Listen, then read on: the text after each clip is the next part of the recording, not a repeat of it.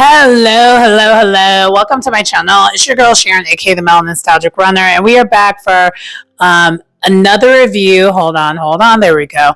For the Real Housewives of New York, and this is season 15, episode 17, and this is reunion part 2. And thank God it's only a 2-part reunion. We do not need 3 parts to this. And honestly, I think we could have just did the 1 part. We could have cut some of the extra stuff out of there and just got to it. But I'm glad this is the last time we have to review this. And I'm glad certain people will probably no longer be on my screen anymore after this. So that's good. But this review should not be too long. Without further ado, let's get directly into it. And before I get into this review, trigger warning. Again, Bravo. I feel like you should be doing this whenever certain conversations are being had before the beginning of the episode. I know you're assuming people have watched the whole entire season, but sometimes there are some viewers who maybe didn't and just watched the reunion. Just saying. Hello. So, okay, sorry about that. I did get abruptly interrupted, so I had to kind of get back to this. But so let's get started with the episode of this reunion. And to get started, we continue off where we left off, where Jessel just got done getting Bren together, and then Jenna kind of jumps in and kind of pretty much co-signs everything that Jessel's saying. She's like, Bren, you have to stop what you're doing. Like, this is not working. This isn't it. And Bren, literally this whole entire reunion is being a victim. The whole time. And again, I don't think this review is going to be too long. I probably should just put this on the other reunion I'm doing for tomorrow. But I feel like none of the other shows deserve this to be tagged onto it, to be honest. It's very clear to me that this cast cannot stay the cast it is. It's just not it for me.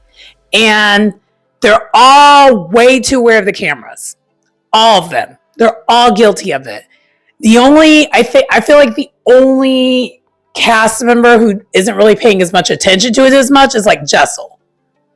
And Jessel's not enough to carry a show. And I was even saying to a certain no. Because they're all too much trying to produce the show while they're in the show. And just even some of the comments that were said throughout this part of the reunion was, if you didn't know it before, it was very clear this part of the reunion. So a lot of the toxicity and the disconnects from this group are the women's just trying to overly produce scenes. But like, it's not clicking because none of them are on the same page and they don't have the cohesion to do this. I feel like most Real Housewives shows prior, like, and I think maybe this is what they're not understanding. A lot of the Real Housewives shows that were old school Real Housewives shows, there was a real relationship with the women. So they were being themselves to a certain degree with the producing at hand. But because none of these women really know each other for real, it's not landing. And if you're questioning that, this reunion, Part 1, 2 tells you they did not really know each other prior to this show. None of them did. And we kind of already knew that, but this is why it's not working, though. As a whole, when it comes to like the Real Housewives of New York, this reboot, it's not working for that reason. It's almost like they needed to take a much longer pause, have these women get to know each other,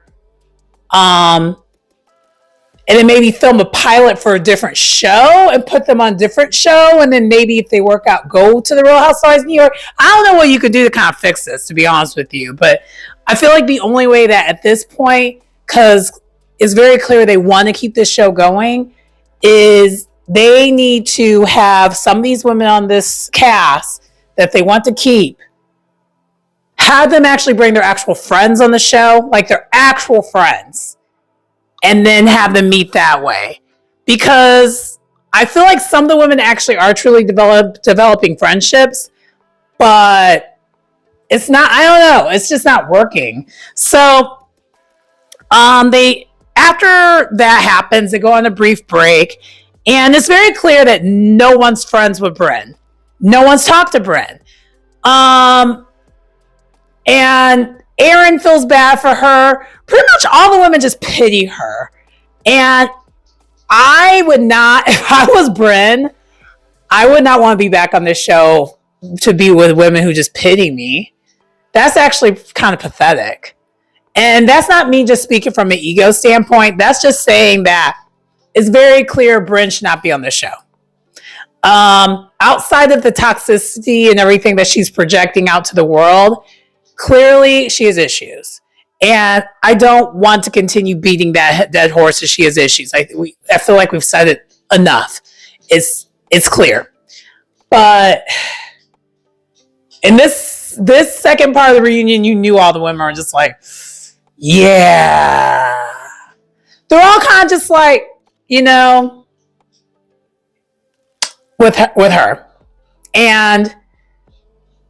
But Brynn doesn't understand what it is because she hasn't had enough help, professional help, to really know what things are. Her version of reality and reality are not the same. It's that simple. And I'm not trying to be mean. I'm just keeping it real. Like, it's just straight. It just is what it is at this point. So then they get back from break, and then we have Andy asking the viewer question about Brynn stating that angry black woman comment. And I don't really like how this was even handled either. I'll be honest.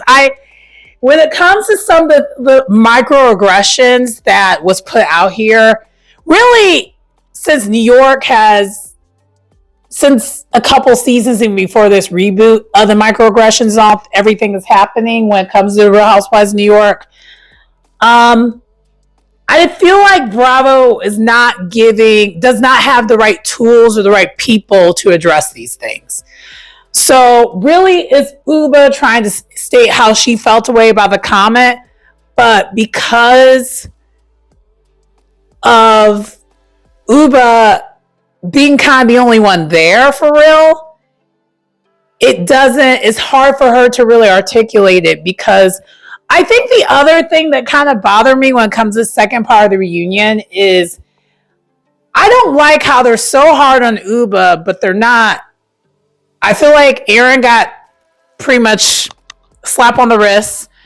And they're forgetting the major factor of Uba and how she kind of explodes as Uba hot. Although it's insufferable, I feel like they're forgetting the cultural difference when it comes to Uba and where she's from versus the rest of these ladies. I feel like there's a lot more of an understanding when it comes to some of the other women's cultural differences. I don't know. Let me put a pin in it and I'll try to explain it better. By the way, I'm just using the reunion as a cliff note because honestly, nothing really happened here. They addressed the thing that happened with Uba and Brynn. That was most of the reunion. They talk about Uba and her stank attitude because she does kind of have a stank attitude. I mean, let's just be real. But I don't think they addressed the reasons why. I feel like there's a lot more grace. There was a lot more grace leading up to Brynn exposing herself for who she is versus Uba and the way she acts.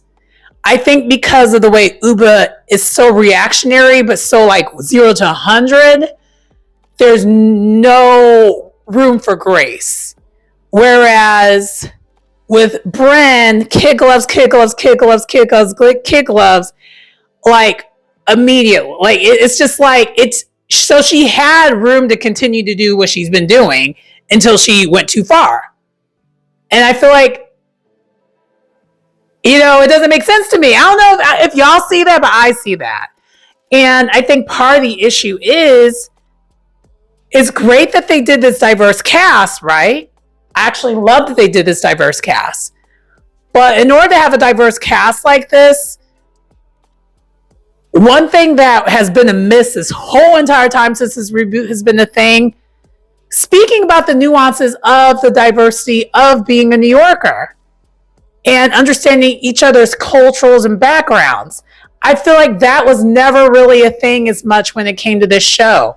For example, Pavitt and Jessel, instead of having some immature cast members, Bryn, making fun of them not appearing to be sexual or whatever, let's speak to why is that? Is that a cultural thing? Is it, okay, we don't believe in PDA, so we don't do that over here? Like, and is that part of a cultural difference? Let's get into that. But instead, we're not. We're just staying on surface, and it is quite irritating.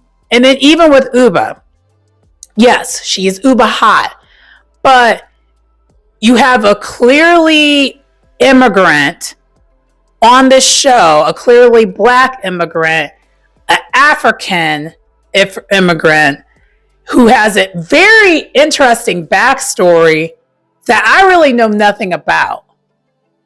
I learned a Cliff Note version of it on the first episode of the show, and that was it. And maybe if we were to get into her background and her, being, she was, I'm assuming, and I'm trying to go off memory because I don't completely remember. Wasn't she like a refugee? So maybe she snaps off really quickly out of survival. And also she was a model, one of the few black models in the world. Because let's not talk about the isms that goes with modeling. You're going to, Naomi Campbell's not a nice person. She's been called B and all these things all day. But there's a reason for it. It's called protection. And I feel like that could have been the direction they went with, but instead, because one of the things happened to this reunion, they called Uba out on her 0 to 100 level, and they said that she comes off scary. And just the way that was even questioned was kind of microaggressive in itself. And I'm like, okay, now Uba's going to be offended, basically defending herself this whole entire time because you led with a question that was aggressive. You led with you were passive aggressive within the question. Am I the only one that saw that with this reunion and some of the questions? I know you're trying to be shady, but when it comes to certain things, but then 2 segments before that, you're holding Bryn's feet to the fire about the angry black woman comment, but then you basically call Uba indirectly through the question how she reacted, as you basically are calling her angry black woman through the question. Make it make sense. And maybe I'm bugging, but I was just kind of and what's unfair to Uba is English is not her first language. So I'm sure a lot of her trying to translate this stuff in her head and then articulate it, she's getting frustrated already trying to defend herself, trying to do that. You know what I mean?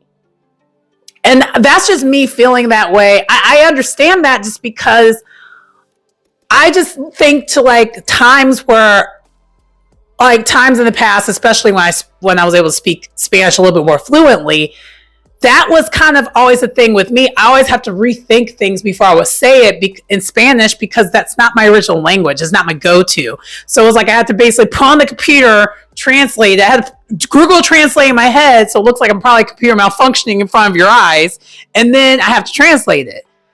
And I feel like that's not spoken about nearly enough, whereas the rest of these women are originally English-speaking women for the most part. And also I think the other nuance that we're not even speaking about, that we haven't spoken about this whole entire time, is Uba's English that she's learned is not American English, most likely. I mean, I don't know how many of y'all needed to know that, but it's hello. Especially if she learned English in Africa, she probably learned British English and not American English. And we know just through different dialects of Spanish speaking countries, there's going to be some differences. I mean, I can speak to even when I was in Puerto Rico last year. I I knew because it comes back here and there, but I basically, the things I really knew was Mexican Spanish, but like the farmer region of Mexico, Mexican Spanish, because when I was speaking Spanish somewhat fluently throughout high school and early years of college, most of the immigrants that came from Indiana are from farm towns. They're not from Mexico City. They're from like farm towns, like rural areas within, Mexico. So in Puerto Rico, I don't really know Puerto Rican Spanish like that when it comes to like some of the words that mean something completely different in Puerto Rico versus what it means in Mexico. And then let's be real, I lost some of it even when in my freshman year of college, because in sophomore year of college, when I took Spanish, I went from learning mainly Mexican Spanish to then learning Spain Spanish, because my Spanish professor in college was Spanish she was from Spain, so I wasn't learning, so I knew like kind of like basically the most formal version of it, which is basically the same thing with like is British English, is formal version of it. So like the nuances, the slangs, the things that we do, there's certain things that are just going to be missed in translation unless you lived in the States for a super long time. And I do not believe Uba has lived in the United States for a super long time, because I don't think so. And am I the only one that just kind of thought all that out? But maybe I'm just trying. I'm not trying to. I don't love Uba. Honestly, I think Uba should probably just not come back, because the way they treated her, I wouldn't come back. That's just me. And then also too, and when I mean I mean the cast, and even how, in some ways, how she might have been produced. Like, I wouldn't come back. But also to her own doing of her being uber hot, it's just one of those things. But anyway, moving on. So I guess the other thing I want to talk about when it comes to this reunion is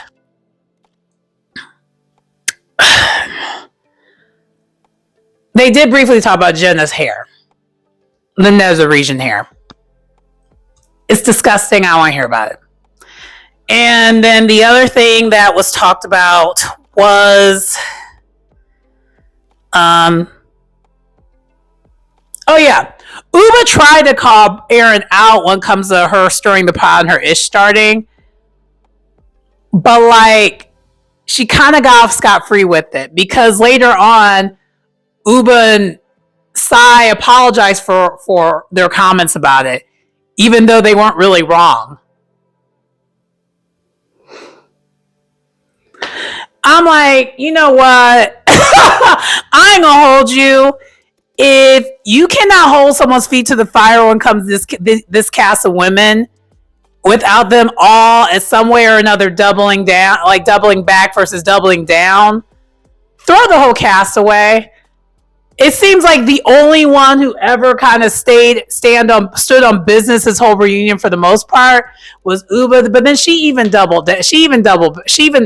backpedaled. Like everyone on this cast backpedals like horribly, and it's like almost unconstituted backpedaling. It's like, you could stand on business and say what you say, and things can stay unresolved, and that could just lead to you in the next season. It happens all the time. You don't have to just always like double. It just, I don't know. That's my other frustration. I'm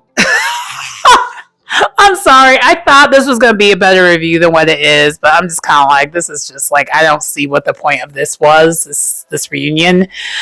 Because the second part of the reunion was a longer reunion, and they could have just made the first part just as long. It really could have just been a one-part reunion when it comes to this group. And all the ladies at the very end. So, okay, the one last thing I'm going to mention is Rebecca definitely won't be back. None of the ladies fool with her. They found her fake. They found her phony. This was like one of the only segments when everyone was on the same page when it came to Rebecca. Because Rebecca and the Scientology of it all, they were never going to be able to talk about on this show. And I think they were hoping with her being on the show, that was going to be a conversation, but she was not going to allow it. And even when it was talked about on camera, it was pre-produced. And Aaron called it out about she had to rehearse what she was going to ask her to Rebecca to make sure she wasn't offended. And she still was offended. And the only thing, and honestly, the Scientology was the only thing that made her interesting. No one knew what was going on with her personal life. And we also find out Rebecca didn't even live there. She lived in Florida, but she was just flying in to do scenes. And it's like, why was she on the show? And we find out that, so this is one of those few times where Bryn was actually correct. Bryn, when it came to the Rebecca part, what we were seeing on camera when it came to that was Bryn being frustrated that she was just kind of just there and not really working. She was clearly using this show to push her products, which, by the way, I'm not against that because that's what most housewives should do and do, but they also lead with their actual personal story to make it where it makes sense, and versus using this as just a commercial and that's it. Like Candy, we knew her whole entire life story, but she was pushing product at the same time. Candy Burris is an example. And she's probably one of the best business women of all the franchises. But we felt personally connected to her for her to do that because we knew her whole entire business. We knew about her mama. We knew about her issues with her baby father prior to meeting Todd. She met Todd literally on the show. Like, you know what I mean? Like, she gave us things. And I understand Rebecca was a friend of, but like, at this day and age, as a friend of, you can't just show up. You can't just do that. Like, especially if you're going to compare friend of energy, look at Brittany from Real Housewives of Salt Lake City. She was everyone's storyline this season when it came to Salt Lake. She gave them something else to talk about besides some of the other things. And that's, as a friend of, that's the way you have to lead. And the segment when Rebecca was on there, she came on the stage and she came up and no one even hugged her, said goodbye to her, nothing. I was like, wow, they gave her about as bad of a cold shoulder as they gave Bryn, if not worse. And it was very clear to me, none of these women have an actual relationship with her at all. It's like Rebecca lobbied to be on the show on her own and they added her on, but she didn't really make an effort to get to know any of these women. And none of them really knew her for real. And so that was weird. And it was actually, that was the only part that I was like, wow, that's interesting. Awkward though, really awkward. But to sum up the rest of the reunion though, they do end up, after they have the heart to heart with Bryn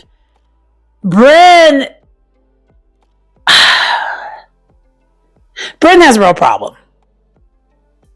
Because it got to the point where Uba basically ended up being the bigger person, giving Bryn a hug, even though Bryn did what she did to her. And Bryn's apologizing to her, crying, falling apart. And I'm saying falling apart. Because also, too, the reason why I'm side-eyeing this is because there's an article, a Rolling Stones article that came out right around after this first reunion or right before the reunion was scheduled to air. And Bryn is tripling down on everything.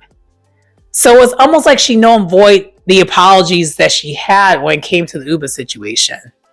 But yet Uba's the one who's giving her the most grace out of all the ladies.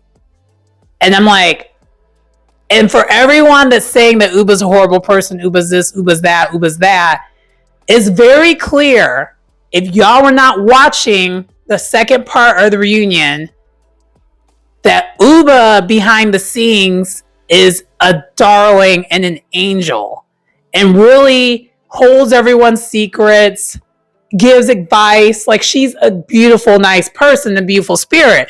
because I don't know if I was Uba, I would be able to even be in the same room as a Bryn, let alone give her a hug afterwards and still be the bigger person after she did what she did. So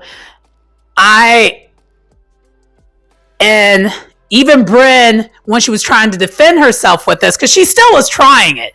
She never stopped trying it. Jenna's like, no, we're not going to do this. We're not going to have you combine the thing happening to you. We all believe that. But your reactions and you making it, you basically traumatizing everyone through that and weaponizing it. We're not going to put those things all together, because Bryn was trying to put it all together. And I love that Jenna called her. I was like, no, that's what we're not going to do. And so all the other women definitely had Uba's back. Like it literally was still a continuation of Bryn versus everybody. And you know the other thing that I did not like about this reunion? Bryn and her making fun of Uba, which kind of, for me, the way she was making fun of Uba was very xenophobic. And I did not like that. That was never addressed during this reunion. And that leads to what I've been saying. If we're going to really tackle these conversations, and also the fact that Bryn is tripling down that she identifies as a black woman.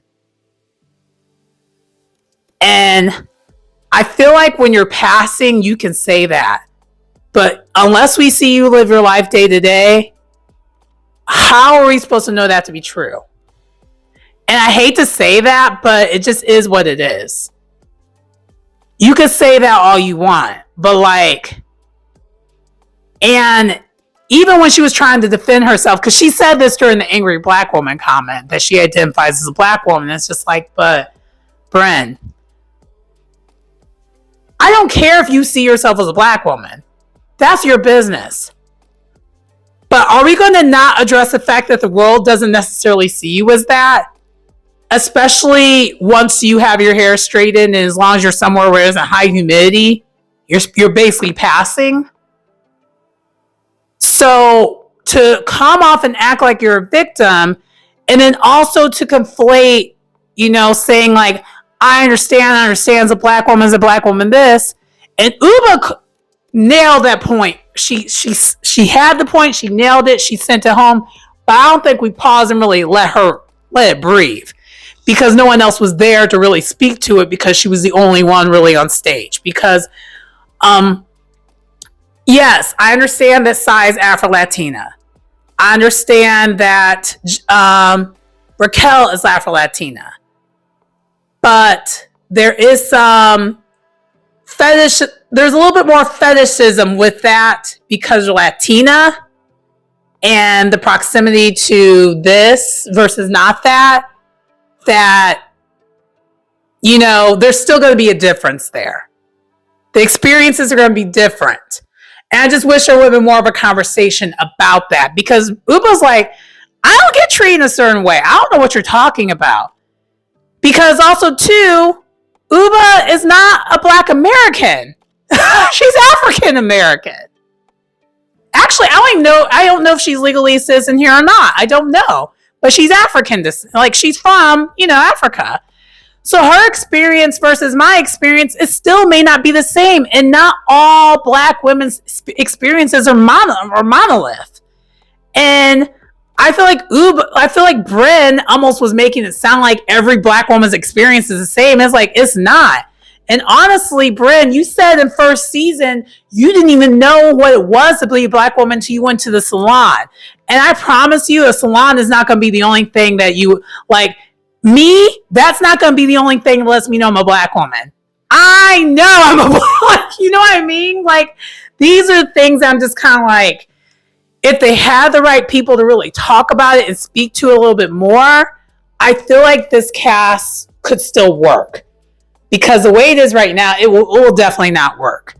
I'm not really necessarily invested in these women like that, but I was trying to get invested. And that's just me trying to get invested because I do like my Housewives shows. And of all the shows, I just wish New York was in a much better place than what it is. Because I feel like, especially if you're someone who lives somewhere that's like a not so major city, you always had the dream of living in New York. And watching shows that are from New York or from Chicago or places like that, you always are just like, man, I would love to like just do that one day. Fortunately, I'm doing that in my own way by living in Chicago, but like, that's my point. And it just bothers me that this franchise is just not where it should be. And this reunion was literally telling me even more of why. And I kind of just want to know your thoughts on it. I know I was supposed to review this more than the way I reviewed it, but that's kind of, I just wanted to add more to it because if Brynn comes back, I'm not going to watch the show. I'm just going to keep it real because I don't think she needs to be on someone's couch, not on TV. Yeah, that's pretty much it. But yeah, that does conclude the review / I guess rant when it comes to my overall thoughts when it comes to the Real Housewives of New York. Yeah. The next thing up, I guess, I don't know what else is there going to be on for. Maybe, you know what? I think what might be coming on. Well, no, I don't know what's coming on now that New York's over with. But yeah, that does conclude this video. Please like, comment, and subscribe. Please like, comment, subscribe to the channel if you get anything out of the content. It's your girl Sharon, aka the Melanin Nostalgic Runner. I will see you next time. Bye.